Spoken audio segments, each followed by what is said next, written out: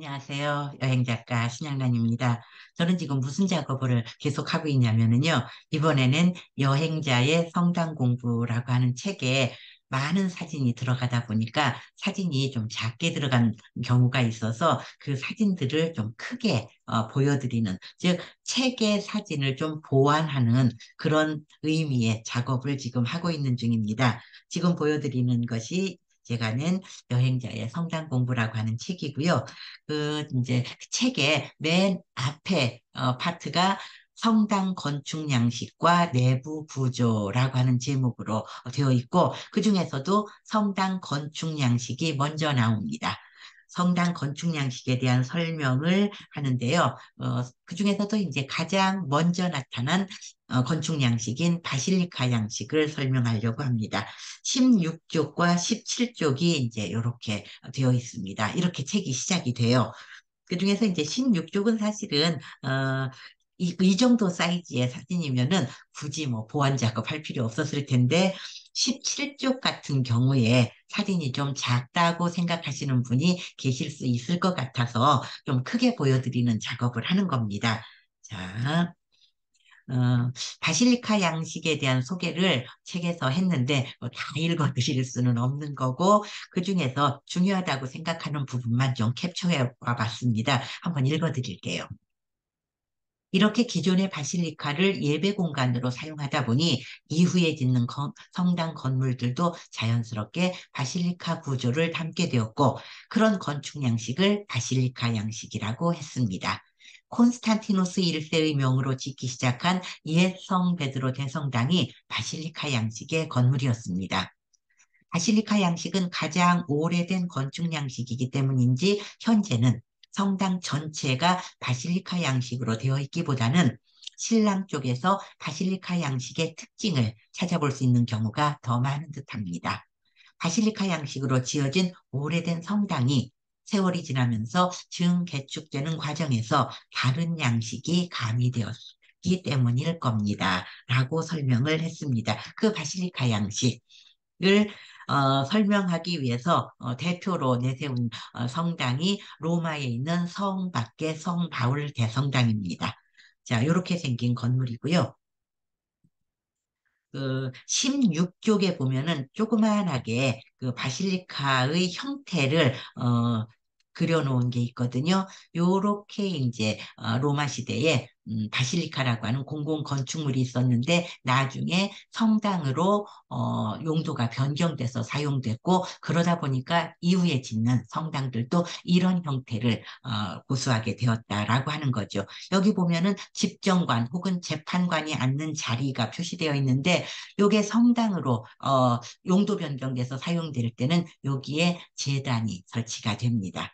자, 이렇게 보시면 되고 그 다음에 17쪽에 바티칸 시국에 있었던 예성 베드로 대성당의 상상도가 조그맣게 나오는데 좀 크게 보여드립니다. 이렇게 생겼을 거라고 상상을 하는데 종교개혁이라고 하는 것이 그 성 베드로 대성당을 개축하는 과정에서 막대한 건축비가 들자 그 건축비를 충당하기 위해서 면죄부를 무리하게 판매한 것이 반발을 불러와 가지고 종교개혁으로 이어졌다라고 하죠.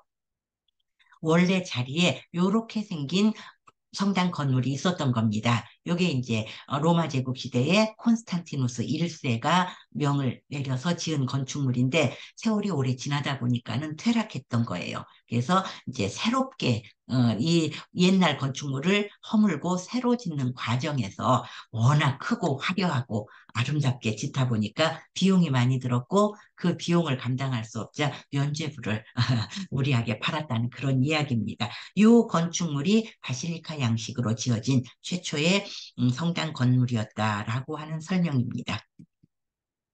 그리고 요거는 이제 로마에 있는 산타 마리아 마조레 대성당인데 내부인데요.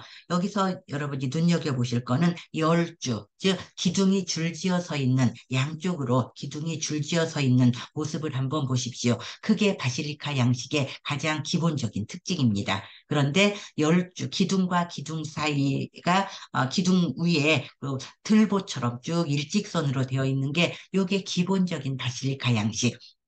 게 특징인데 나중에 이제 조금씩 변화가 온다는 거죠. 어떻게 변화가 오느냐 하면은 기둥과 기둥을 연결하는데 직선으로 들보 얹듯이 하는 것이 아니라 둥근 아치로 연결하는 형태가 나타나는 겁니다.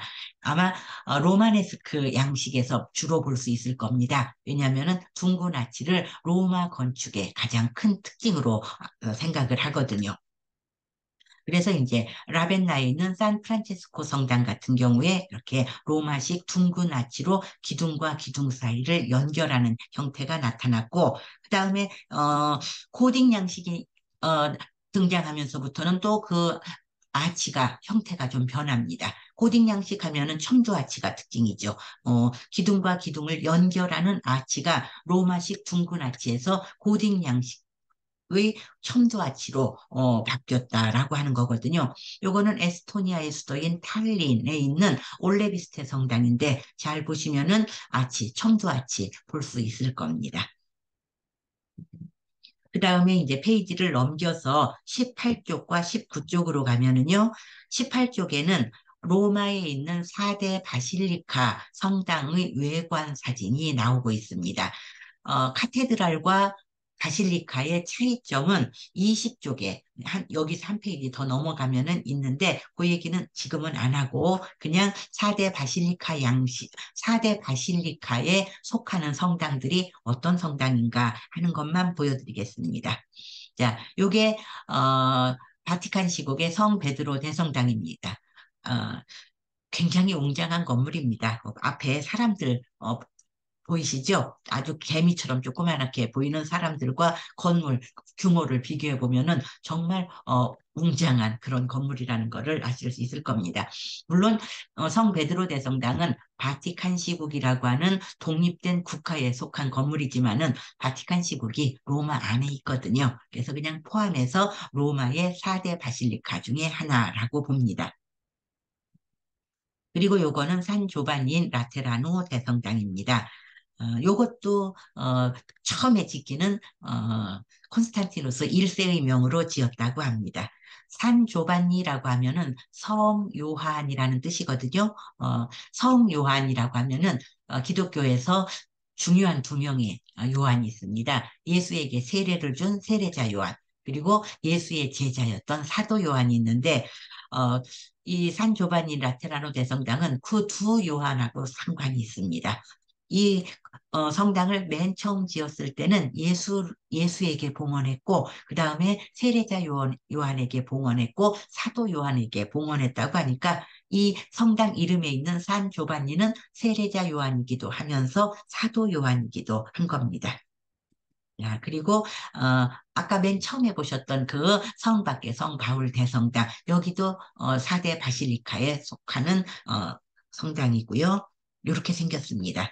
아까 보신 거는 측면에서 본 거고, 요거는 정면에서 본 겁니다. 그리고 이제 산타 마리아 마조레 대성당이라고 하는 성당도 로마에 있는 성당인데 4대 바실리카에 속합니다.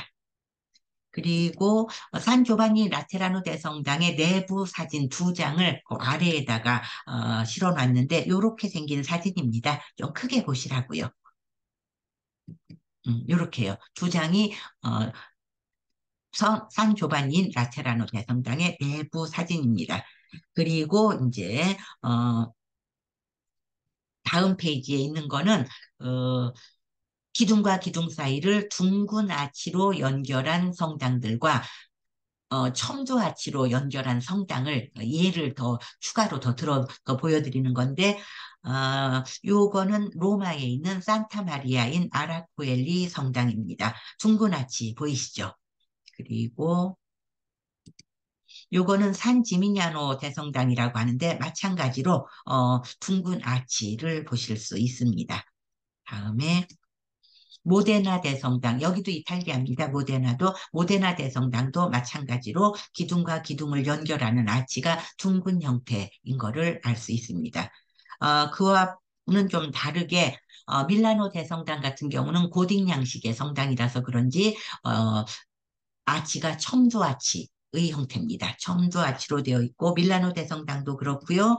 하이델베르크에 있는 성령교회 혹은 빈에 있는 보티프 성당 같은 경우도 잘 보시면은 첨도아치로 이루어진 거를 알 수가 있습니다. 자, 이제 바실리카 양식의 바실리카 양식이 보이는, 즉 열주들이 공간을 구분하는 바실리카 양식의 특징이 있으면서도 로마네스크 양식의 특징인 둥근 아치 혹은 고딕 양식의 특징인 첨도 아치가 이렇게 변형돼서 사용된 경우를 예를 들어서 보여드리는 겁니다. 자, 그 다음에는 이제 로마네스크 양식으로 넘어갈 텐데요. 오늘은 바실리카 양식 설명드리는 걸로 끝내도록 하겠습니다.